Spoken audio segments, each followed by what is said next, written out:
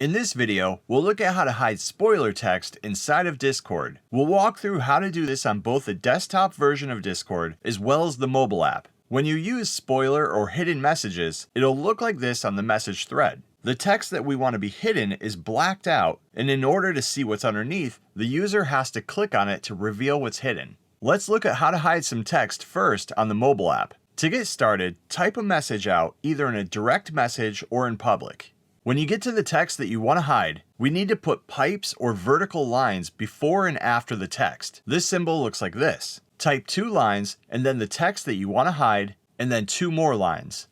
When you send the message, it'll then black out anything in between the lines.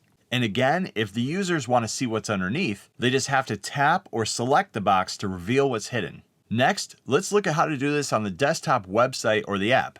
Once you're in Discord and you're typing the message out, you have 2 ways to hide spoiler text now. The first is the same as the mobile version by using 2 pipes or vertical lines both before and after the text that you want to hide. Send the message and the text is hidden. The other option that we have now though is by typing out the text that we want to have hidden and then highlighting it.